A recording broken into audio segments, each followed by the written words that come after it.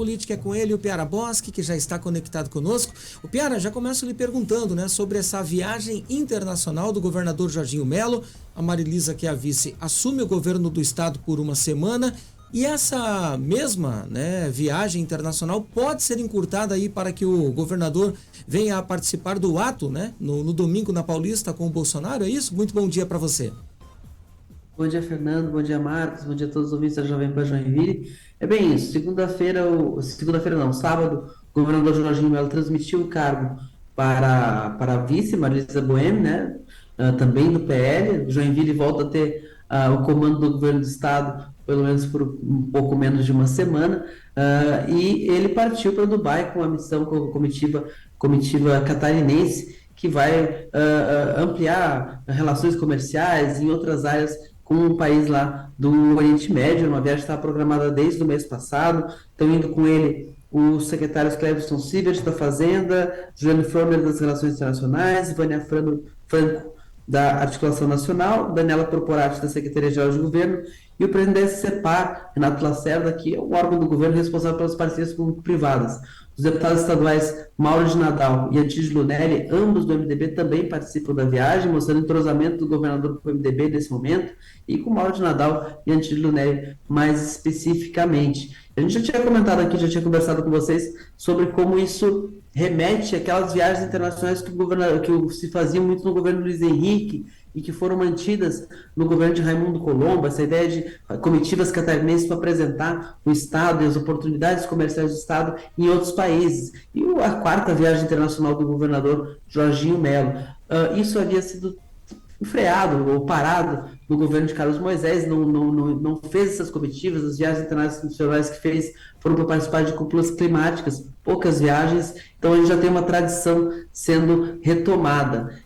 Mas o que chama muita atenção é que essa era a desculpa para o governador Jorginho Melo não participar daquele ato na Avenida Paulista que está sendo convocado pelo ex-presidente Jair Bolsonaro, que quer se defender das acusações do inquérito da Polícia Federal, autorizado pelo ministro Alexandre de Moraes, que implica ele uma suposta tentativa de golpe de Estado no final do seu mandato presidencial em 2022. Muitas lideranças do PL estavam participando, o governador Jorginho Melo estava sendo muito cobrado, e alguns adversários também estavam aproveitando, né? O prefeito lá de Chapecó, João Rodrigues, que tenta se apresentar como um bolsonarista fora do PL, diz que é possível ser bolsonarista fora do PL, também já tinha confirmado presença. O Jorginho encurtou em um dia essa viagem, ele voltaria dia 25, que é o domingo, que é o dia do ato.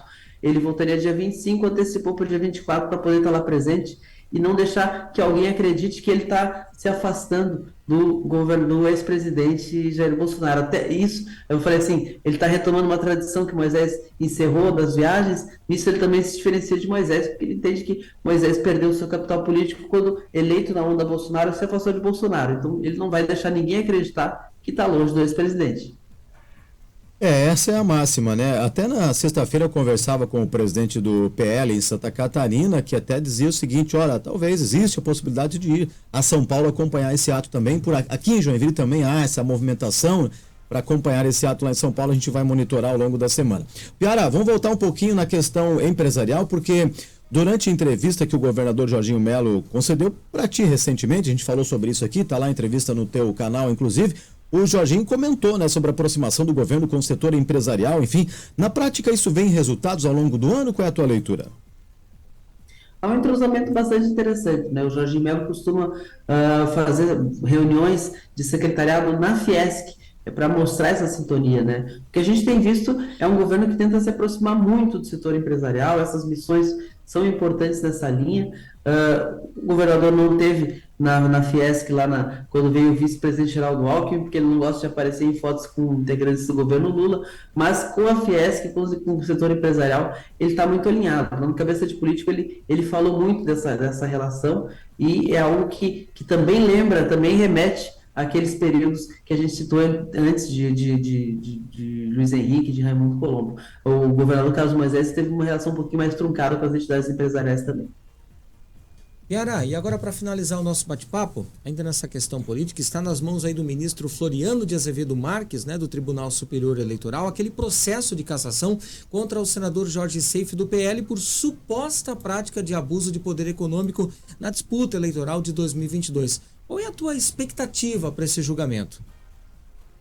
Bom, quem viu o podcast Alexandre, quem ouviu o podcast Alexandre, vai lembrar que o ministro Floriano foi endossado, seu nome foi endossado para o TRE, para o TSE, para integrar o TSE, o nome que foi confirmado depois pelo ministro Lula foi endossado por Alexandre de Moraes para ir para o TSE. E logo em seguida foi um dos votos a favor da inelegibilidade de Bolsonaro por conta daquela reunião com os embaixadores questionando as urnas eletrônicas do sistema eleitoral brasileiro. Então, com essas credenciais, a gente só pode dizer que a chapa do SAFE está quente.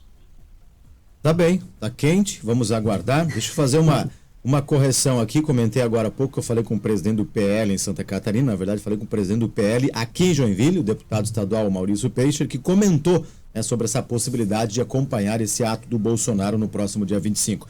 Piara, obrigado pelo F5 na política catarinense. A gente te espera amanhã, bem cedinho por aqui. Até amanhã, um abraço a todos, abraço a todo mundo de Joinville e região.